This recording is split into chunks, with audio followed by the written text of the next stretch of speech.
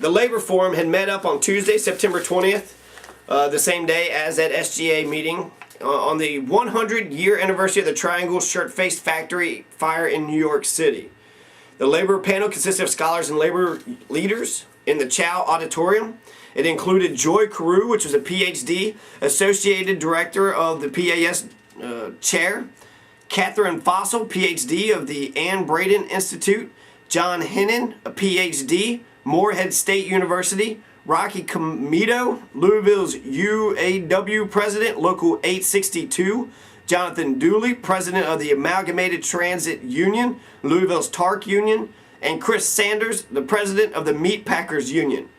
And the discussion was moderated by Cy Slavin, who is the director of the Kentucky Labor Institute think tank. Jonathan Dooley called himself a radical, and he believed that the reason for the decline of unions was because of an intentional concocted plan through propaganda and policy to phase the unions out. It's called union avoidance. He says, and it's been unraveling for years. Jonathan Dooley says that the AFL-CIO and the Teamsters are strategizing on the American Dream movement, even though he concedes that the fight is going to have to come from the grassroots, since the unions is on the ropes. Since those are the folks most directly by the lack of unions, it'll have to come from the grassroots. He also reminded us, Jonathan Dooley did, that no millionaires ever coached Little League games. So those are all the people that U of L student did not get to hear about because of the censorship that the Cardinal practices. These could be future employers for those studying labor law in the U of L's Brandeis Law School. But the Cardinal didn't want you working people to know that, since corporations are staunchly anti-union. Of course, a corporate paper would not want the unions to be covered. Of course not.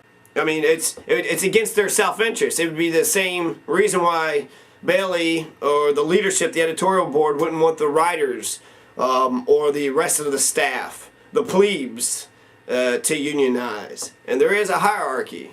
There's a board, editorial board. They'll have the meeting first with everybody, and then they'll have the leadership meeting with all the people that control the paper. And so you got one person who controls features, one person who controls the news, one person who controls opinion, one person who controls every one of those pages. So that's the organization of the Cardinal. Also, more censored news in Cardinal Town. The popular pizza spot, Papalino's New York Pizzeria, serves alcohol, 5 beers for $10 on game day. And since they do sell alcohol, that fact is being used to leverage university officials into permitting alcohol sales at Cardinal Park during the men and women's soccer games.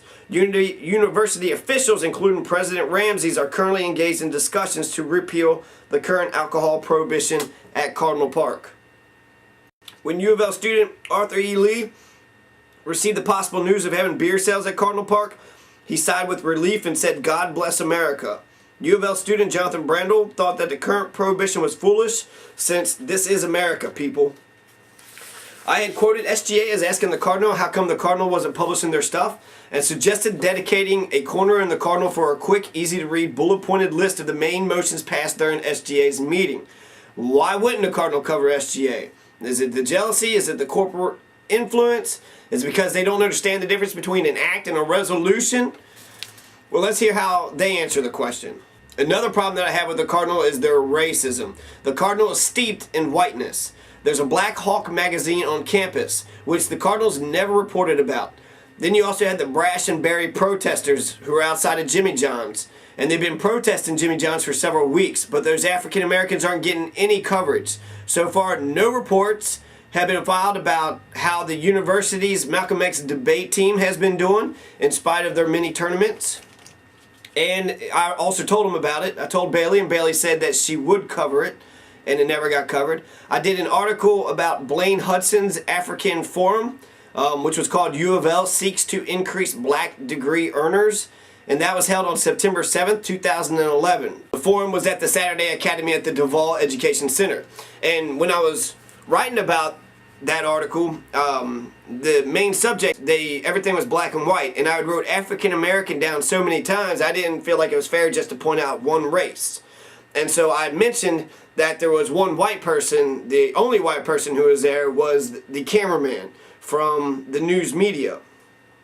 And so I felt that was relevant to the atmosphere and the culture of the forum of the center, and they had cut that out. So they don't acknowledge that there's white people. They don't say that there's white. They don't see whiteness. They're above that. I guess they're colorblind.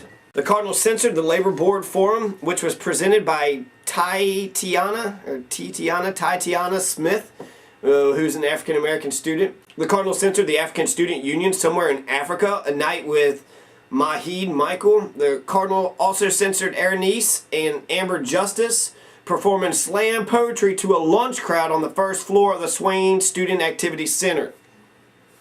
The Cardinal hasn't mentioned once how the food system industry at U of L is apartheid. It seems as though U of L is teaching their students to be elitist, to be snobbish, and to feel privileged and superior by being served by black folks. If you just look at U of L's food service industry, and that is the most apparent in the line at Subway, where a countertop separates the mostly white student body from the mostly black working Subway staff.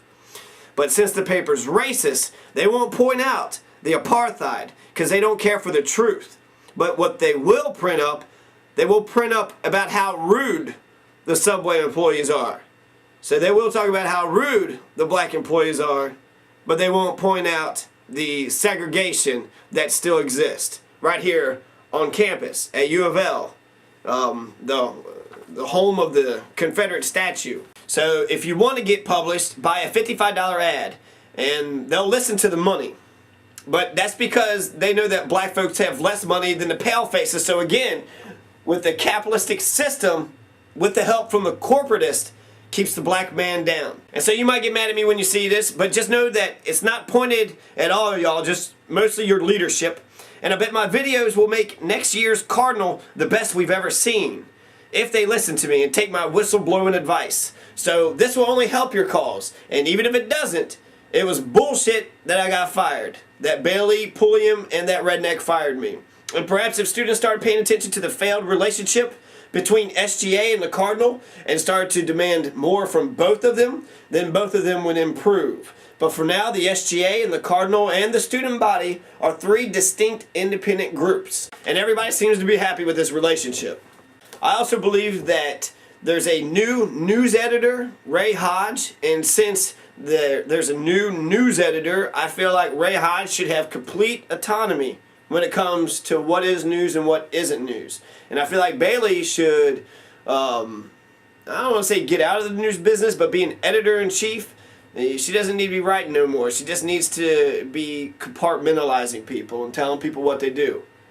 She don't need to be writing the articles. She needs to be delegating the articles, even the good ones.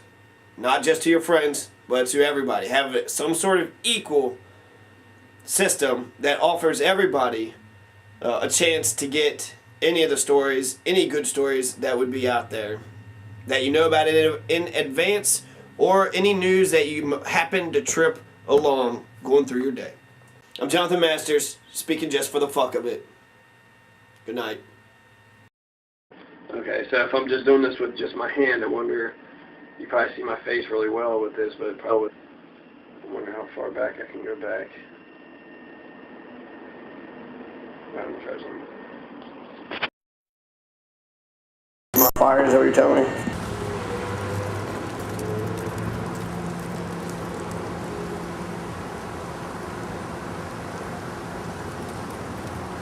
So, the Cardinal just recently, I wrote for the Cardinal. I was on the front page of the first issue of this year for 2011, and along with the province, because the province owns the Cardinal, but they also had their little strip on the bottom. So I got the front page, but they had motherfucking fired me a couple days ago. I'm still pissed about this, and so I'm gonna read their newspaper, critique it, look cool, perspective, because ultimately a newspaper, all they care about is ad revenue. All the rest of the places is a news hole, just to fill that hole up with a bunch of bullshit. Hello, I'm Johnathan Masters, and I an independent citizen journalist, so filming because the public broadcasting corporation called the Internet, and I'm reporting just for the fuck of it. They wouldn't publish my SGA photo. They wouldn't publish my SGA article. They wouldn't publish my Occupy Louisville article, and they wouldn't publish my labor unions article. But they do talk about, you know, ear ecstasy here, and then they talk about an old guy here. So there's an old guy that goes to school here. You know, sound the alarms. Everybody, watch out. And then you got, you know, about a diner. So, and then you got another article about ear ecstasy. So you got all this. So the Louisville Cardinal, they think they know what is relevant to us and what's going on. So I had to do this SGA grants, greet students at SGA Cares event, and I wrote it. It was what was assigned to me, and that was the big thing to them, is it had to be assigned. So, you know, if 9/11 wasn't assigned, then Bailey Pulliam would not think that that is news, and therefore 9/11 wouldn't get covered in the Louisville Cardinal. They got Boehner, the obstructionist. They got some religions bullshit. So you got one guy who deserves to be tried for treason, especially being against the troops, against our government.